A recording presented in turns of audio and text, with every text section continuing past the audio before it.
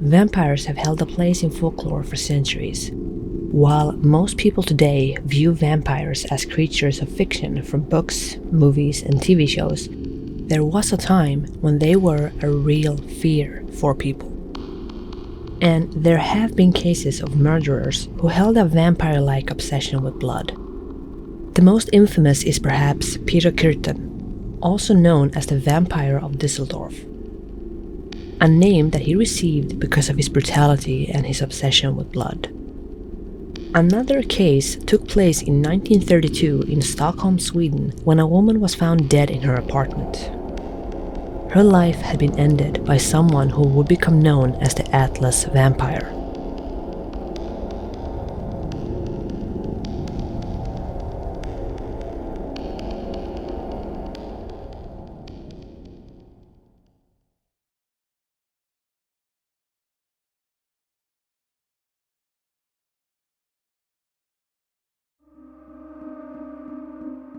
The woman in question was Lilly Lindström.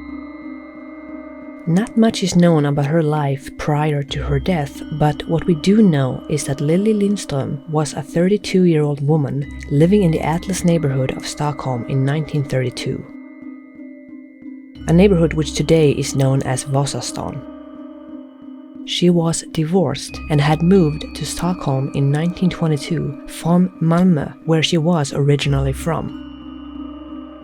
While living in Stockholm, Lilly worked as a call girl, and her clients would often contact her in order to arrange meetings at her second-floor, one-bedroom apartment. 4 days prior to her body being found, on April 30th, Lilly had been visited by her friend Mimi. I should stop here and point out that if you were to read more about this case, you'd find that Mimi's name is different in the articles or posts written in English. In those, she is often referred to as Minnie. But in every Swedish article about this case that I could find, she's referred to as Mimmi and not Minnie. So the friend of Lilly will be referred to as Mimmi in this video. I just wanted to clear that up in case you wanted to read more about this case and got confused as to why the names were different. It might have been some weird error in translating. But back to the case. At around 6:30 in the evening on April 30th, Mimi was visiting Lilly, and during this time Lilly's phone would ring and a strange male voice asked if she was Lilly Lindström. This man wanted to come up to the apartment and said that he was nearby. And allegedly, Lilly had said that she didn't know this man while she was talking to him. Still, she agreed to meet with him. He was a potential new client after all. Mimi and Lilly then said goodbye, and Mimi went back down to her own apartment on the bottom floor. At around 7 o'clock, Mimi had a knock on her door. It was Lilly, who was wondering if Mimi had any condoms. Mimi said yes, gave her a condom, and Lilly went back to her own apartment. A little while later, Lilly would once again knock on Mimi's door to ask if she had another condom, because the first one broke. Once again, Mimi said yes, gave Lilly another condom, and Lilly then went back upstairs. This would be the last time Mimi ever saw Lilly alive. According to one news article, another friend was supposed to meet up with Lilly at around 9:30 that evening. This friend had recently purchased a radio and they were going to spend the evening listening to it. Remember, this was 1932, so that was a pretty big deal. The friend had been about 15 minutes late, and when she arrived, she knocked on the door and waited, but no one answered. The friend decided to wait for a bit, but after a while, she just assumed that Lilly had gone out for the evening and she went home. At around 9 o'clock the next morning, May 1st, Mimi would knock on Lilly's door to ask if she wanted to come with her to Djurgården, which is an island in central Stockholm. But there was no answer. After waiting for a bit, Mimi then assumed that maybe Lilly had met up with another client, or maybe she had gone out to celebrate Valborgsmässoafton or Valpurgis night. Mimi checking up on Lilly like this was nothing unusual. You see, Lilly and Mimi were very close and they looked out for each other, especially given their professions. So for the next 4 days, Mimi would try to check up on Lily, but she couldn't get a hold of her. She wasn't answering her phone, and whenever Mimi knocked on her door, she got no answer. After 4 days of not hearing anything from Lily, May 4th, Mimi had gotten so worried for her friend that she contacted the authorities.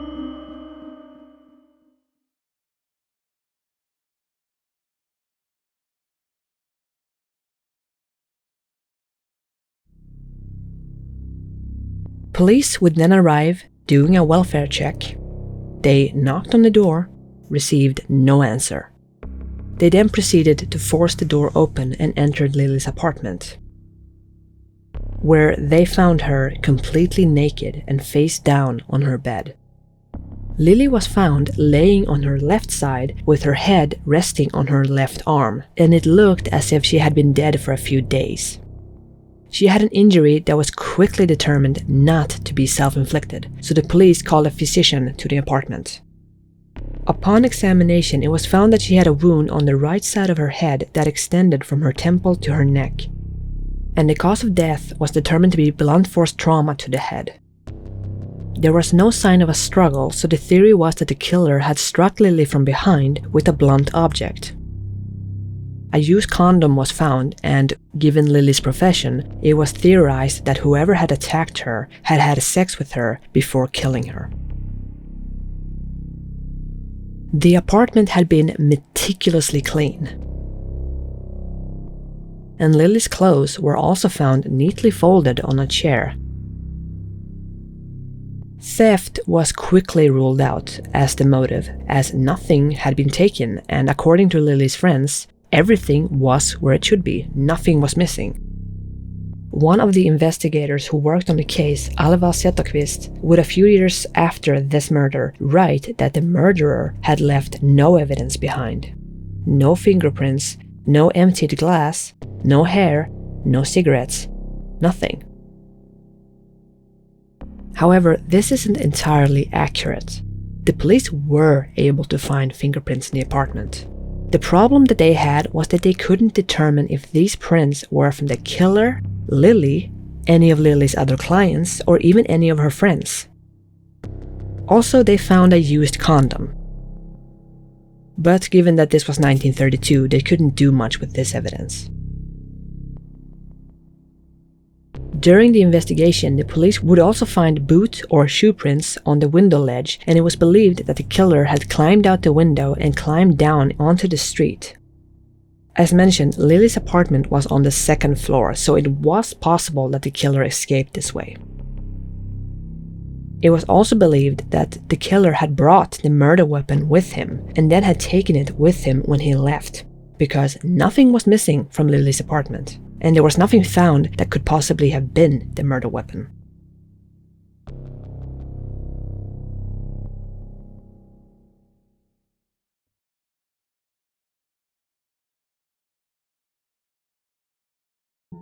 The police then began looking into other clients of Lily's. A total of 9 men were questioned, but nothing came of it.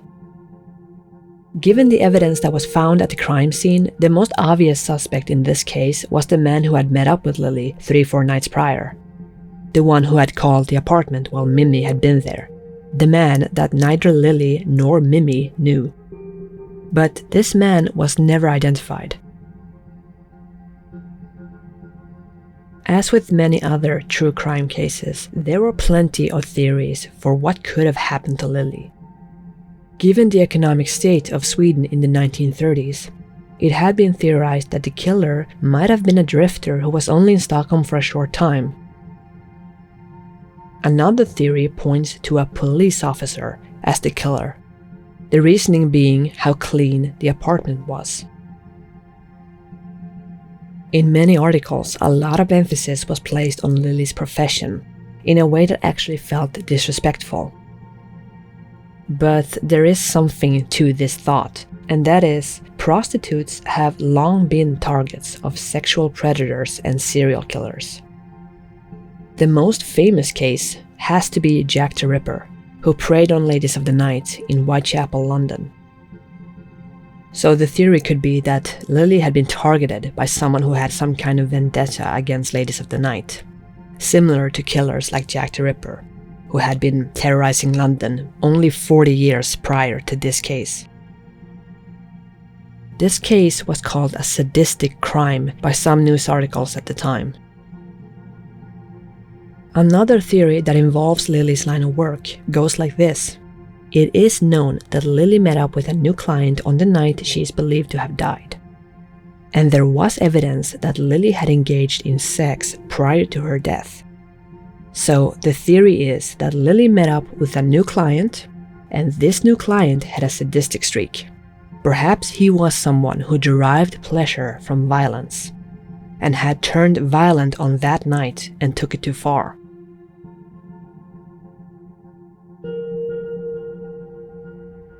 And finally, we can't overlook the fact that Lilly was once married, but it is unfortunately unknown if her ex-husband was ever interviewed after her death. The statute of limitation for this crime ran out in 1957, a mere 25 years after Lilly's death, with no answers given.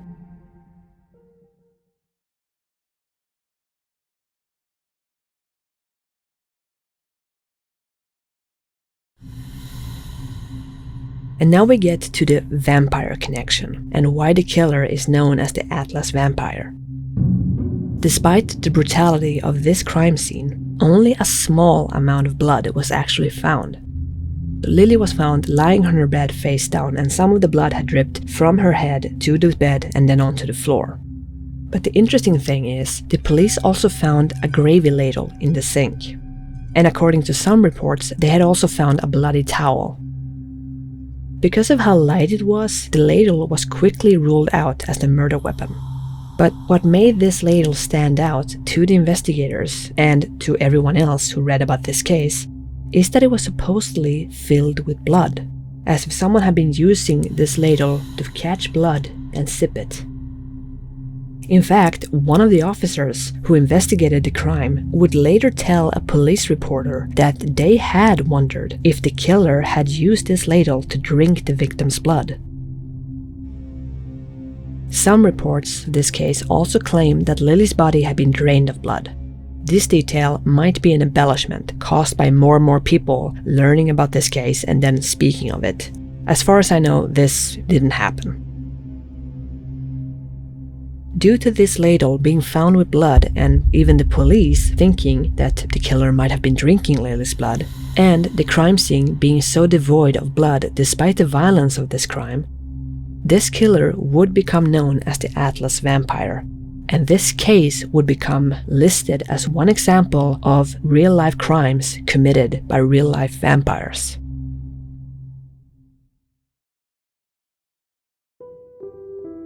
By modern standards, plenty of evidence had been found at the crime scene. There was the used condom and the fingerprints that the police had found in the apartment. And police had also allegedly found saliva on the victim. Because of this, it has been stated by criminologists that if this crime had happened today, it would have been solved using DNA technology given the abundance of evidence that was left. And due to the vampire angle in this case, it has become somewhat infamous. As mentioned, it is listed as an example of real crimes committed by real-life vampires. It's even become something of an urban legend and apparently even a creepypasta. So, in short, this case have gained a life of its own. But we shouldn't forget, there was a real victim at the heart of all this. A woman who didn't deserve the fate that befell her. A woman who had friends that cared about her and who never got an answer